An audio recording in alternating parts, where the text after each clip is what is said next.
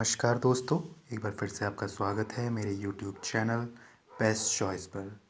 जैसा कि इससे पहले पार्ट में हम प्रवक्ता परीक्षा 2021 उत्तराखंड के पेपर के पहले 40 प्रश्न जो कि शिक्षण अभिरुचि पर आधारित थे, उन्हें हम विस्तृत रूप से डिस्कस कर चुके हैं।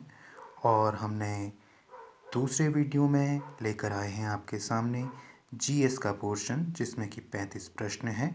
और इन 35 प्रश्नों पर भी हम पिछले वीडियो की तरह ही पूरी तरह से जानना चाहेंगे कि किसका क्या उत्तर रहा और कौन सा उत्तर सही था।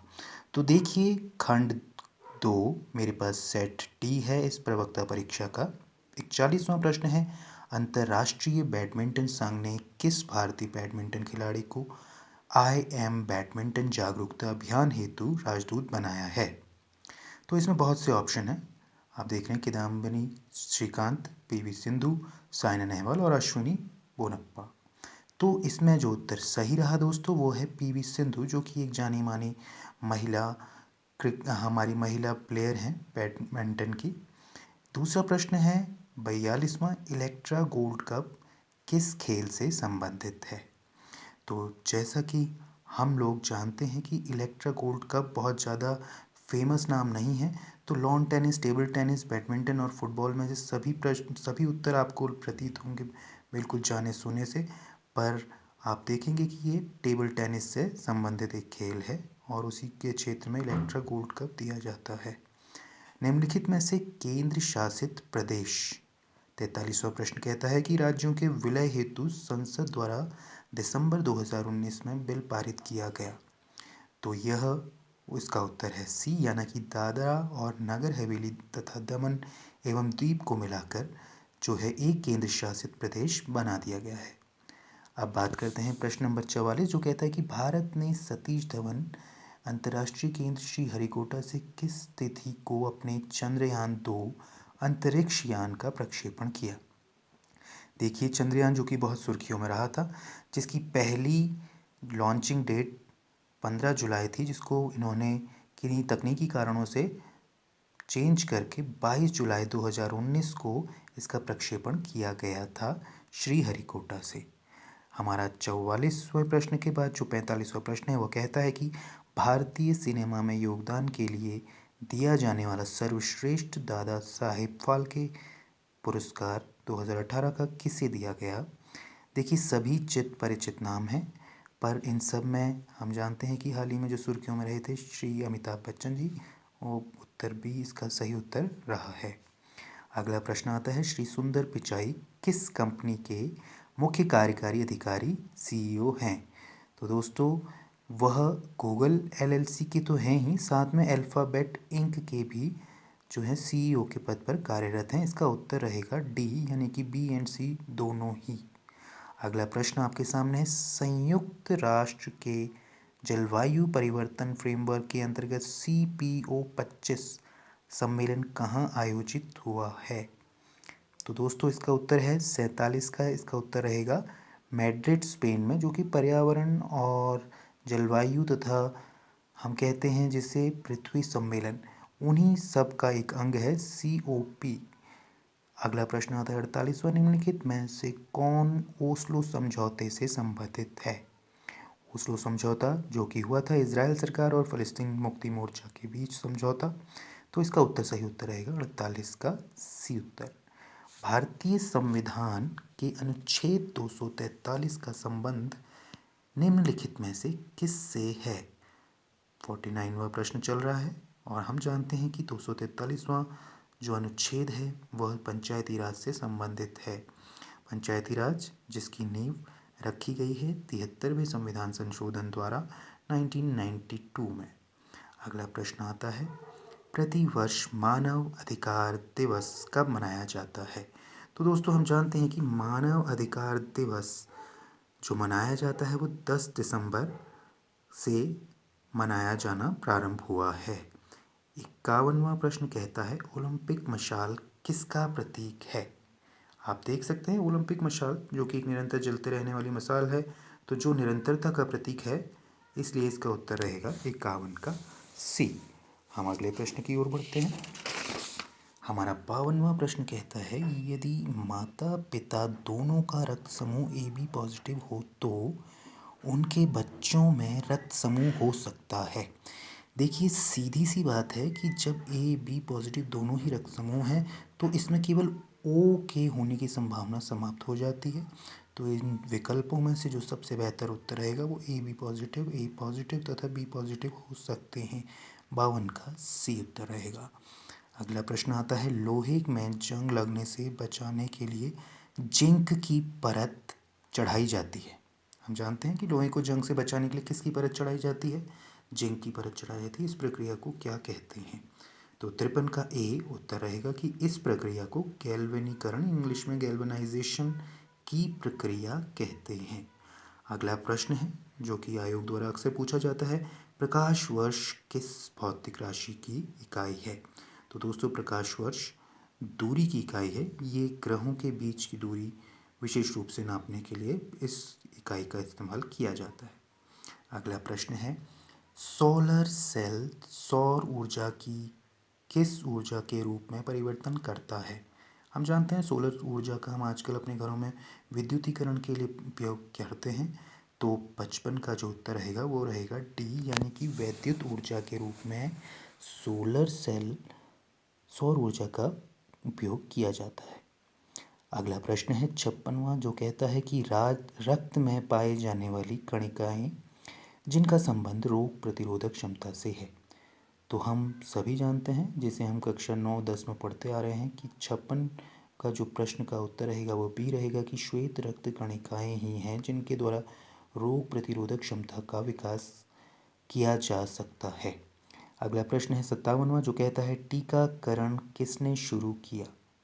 तो दोस्तों टीकाकरण एडवर्ड जेनर द्वारा शुरू किया गया था, जो हमारे लिए आज भी उतना ही प्रासंगिक है जो उस समय शुरू करते समय रहा होगा।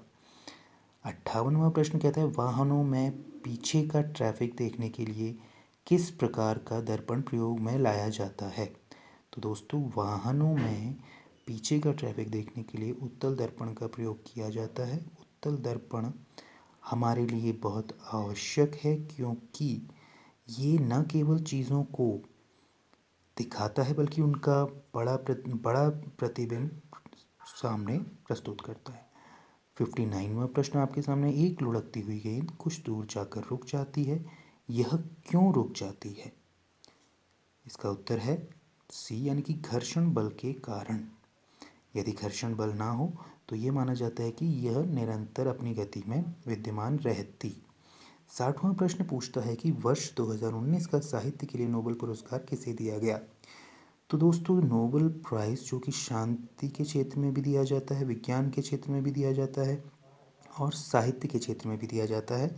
साहित्य का 2000 का नोबेल पुरस्कार जो दिया गया था वो पीटर हैंडेक को दिया गया था। 61वां प्रश्न पूछा जा रहा है कि प्याज के लाल रंग होने का कारण है। तो देखिए दोस्तों इसमें आप हो सकता है कि बी और डी में से कंफ्यूज हो, पर बी जो उत्तर है गंधक उसकी तेज तीव्र गंध के लिए होता है रिस्पॉन्सिबल। डी इसका उत्तर सही रहेगा, एंथोसाइनिन की उपस्थिति के कारण। अगला प्रश्न आता है 62वां, जो कहते हैं निम्नलिखित में सर्वाधिक भेदन क्षमता वाली एक्सरे किरणें की तरंग दैर्घ्य होती है। तो दोस्तों 2 एंगस्ट्रॉम वाली जो एक्सरे किरणें हैं ये भेदन शक्ति में बहुत ही प्रभावशाली होती हैं क्योंकि इनकी तरंग दैर्घ्य बहुत छोटी है। अब हम अपने अगले प्रश्न की ओर बढ़ते हैं, जिसमें कहा गया है कि निम्न में से कौन 15 अगस्त 1947 में भारतीय राष्ट्रीय कांग्रेस के अध्यक्ष रहे? तो दोस्तों ये तो हम काफ़ी, जब से हम अपनी तैयारी करने में जुट जाते हैं तो ये बेसिक प्रश्न जिनका उत्तर हमें मिला होता है। 63 का बी, यानी आचार्य JB कृपलानी जी उस समय क्या रहे हैं, उसके भारतीय राष्ट्रीय कांग्रेस के अध्यक्ष रहे हैं।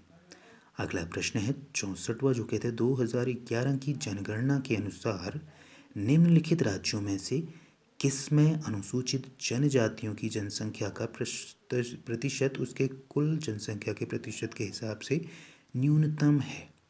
तो दोस्तों क्योंकि ये जनजातियों के विषय में प्रश्न है और जनजातियां इन चारों ही राज्यों में पाई जाती हैं, इसके लिए हमें तुलनात्मक रूप से देखना होगा जिसमें कि उत्तर ए और डी की संभावनाएं बन रही हैं कि तुलनात्मक रूप में उनकी जो संख्या है वो बहुत न्यून होनी चाहिए। इसके लिए हम अभी के लिए मध्य प्रदेश को उत्तर मान सकते हैं, पर विश्वसनीय उत्तर के लिए हमें आयोग की उत्तर कुंजी का इंतज़ार करना होगा। अगला प्रश्न है, निम्नलिखित में से कौन सा युग्म सही सुमेलित नहीं है? देखिए दोस्तों, इसमें सी ऑप्शन है, मिस्ट्रल राइन घाटी में बहने वाली जो दिखाई गई हैं ये सही नहीं है। अगला 66 प्रश्न बोलता है, निम्नलिखित में से कौन एक शीत जलधारा है? शीत जलधारा का संबंध ऑप्शन सी बेंगुएला जलधारा से है, तो ये एक जो है शीत जलधारा है। अगला प्रश्न कहता है 67वां, निम्न में से किस भारतीय राज्य में सड़क सघनता सर्वाधिक है?